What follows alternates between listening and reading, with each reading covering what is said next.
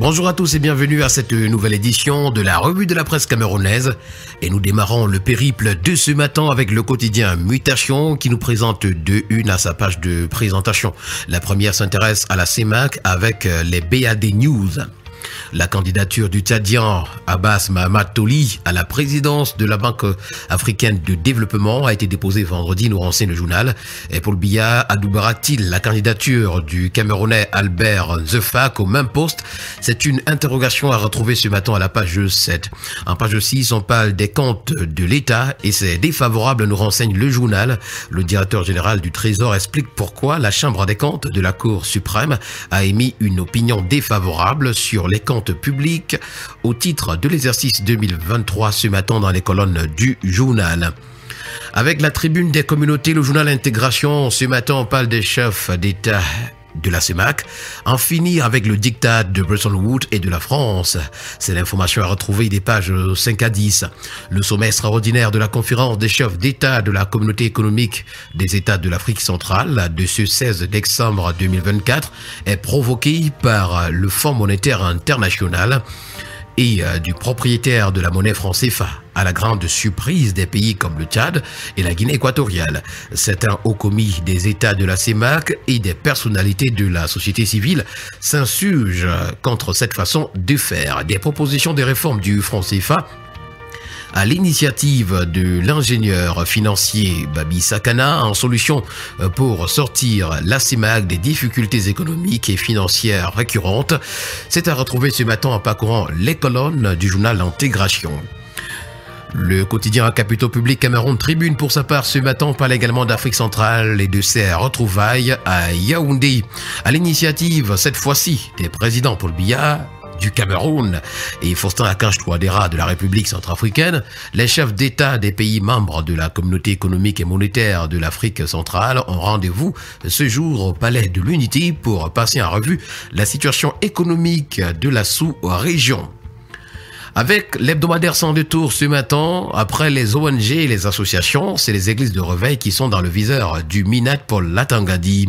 Expression politique pour sa part s'intéresse à l'année 2024 avec peu d'avancées et plus de reculades qui nous sont présentées.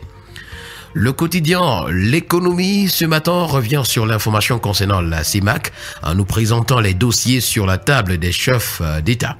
Avec le quotidien Econews ce matin, c'est toujours la CEMAC qui est affichée à la grande une, la dette, l'inflation, les réserves au plus bas et bien d'autres. La CEMAC est en état d'urgence. Le quotidien Vert Émergence pour sa part ce matin, s'agissant des prisonniers politiques et à sa grande une, s'interroge pourquoi sont-ils encore en prison? Voilà 4 ans qu'ils croupissent dans les geôles du régime. Et les visages de quelques-uns de ces prisonniers-là sont à retrouver ce matin à la grande une. En petite une, Yaoundé, pourquoi les chefs d'État de la CEMAC se retrouvent ce jour? Nécrologie, retrouvant le dernier chant du Coco Atiba, droit de l'enfant, le Cameroun inaugure un centre dédié et puis Douala et ses environs, démarrage du projet d'alimentation en eau potable. D'ailleurs, on parle amplement d'eau potable et d'électricité ce matin à la grande une du quotidien Le Messager. Soif d'espérance, c'est le titre que nous présente le journal. En visite de travail dans les régions du centre et du littoral, le ministre de l'Eau et de l'Énergie annonce le bout du tunnel pour le premier trimestre de 2025. C'est une interrogation. Nous continuons le périple de ce matin avec le quotidien bleu d'Aman Mana Le Jour. Éducation, les inspecteurs nationaux s'approprient de nouvelles techniques. Ces responsables de la chaîne éducative viennent de suivre une formation de 5 jours à Yaoundé pour s'imprégner de l'APC, la numérisation ou encore l'intelligence artificielle, essentielle pour l'amélioration de la qualité de l'enseignement, nous renseigne le journal en page 3. Yaoundé en petite une formation et 5 250 000 francs CFA pour 75 Bayam Salam. C'est une activité organisée par l'agence locale Fonds national de l'emploi de Volier à l'attention des commerçantes des marchés Acacia, Sam et Rond-Point Express le 12 décembre dernier. À la grande une du quotidien L'Info à chaud ce matin, c'est un portrait de Maître Alice Com et qui est affiché d'ailleurs le journal titre Maître Alice Com, PCA du Rédact en sursis, alors que la célèbre avocate et ses sympathisants s'apprêtaient à répondre massivement à la convocation du préfet du Bouri à 11h ce jour. Celle-ci a été reportée au jeudi 19 décembre. L'épée de Damoclès demeure, nous renseigne le journal. Avec le quotidien Nouvel Horizon, on parle des CAF Awards 2024 et c'est André Onana qui est en course pour l'or. André Onana, le gardien de but des Lions Indomptables et de Manchester United, est l'un des favoris nominés pour le titre du meilleur gardien d'Afrique. La remise des prix se tiendra ce 16 décembre du côté du Maroc. Le CHR de Gaoundéré est présenté ce matin à la grande une du quotidien d'information républicaine Le Drapeau comme la marque d'une révolution sanitaire. D'ailleurs, le tri-hebdomadaire L'Œil du Sahel de Guibaï Gattama nous fait savoir que à Gaoundéré, c'est le Premier ministre qui inaugure donc ce centre hospitalier régional. Le Zénith parle de la mort programmée de Camtel ce matin, des bouées de sauvetage attendues de l'État, confiées à des mains inexpertes et objet d'une gestion chaotique. Selon certaines sources, cette entreprise qui tient la lanterne rouge en termes de réseau, malgré son monopole sur la fibre optique, va à volo. C'est l'information à retrouver ce matin à la page 3. Et dans les colonnes du journal de l'économie et des finances Éco-Matin, ce jour, CEMAC, la CEDEC, réussit son premier investissement sur le marché des titres publics. Également, retrouvons une interview.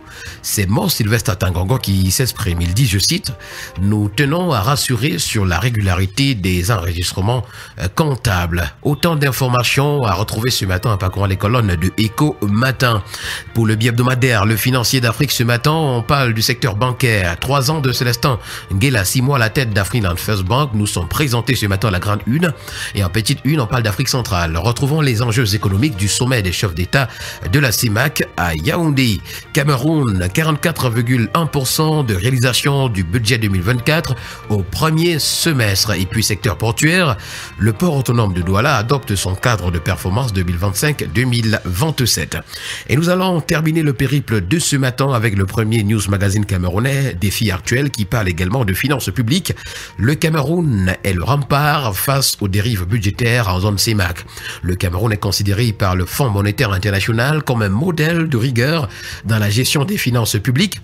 Dans un contexte où le déficit budgétaire se creuse dans d'autres pays de la sous-région, tels que la RCA avec moins 20%, le Tchad moins 17,5% et le Congo moins 13,8%, plombant ainsi toute la zone CEMAC. Voilà qui met en terme à cette première sortie de la semaine de la revue de la presse camerounaise. Merci à vous, mesdames et messieurs, d'avoir été à l'écoute. Le plaisir a été le nôtre de vous servir de cette manière. Demain est un autre jour. Nous serons encore là s'il plaît à Dieu. Bonne journée à vous.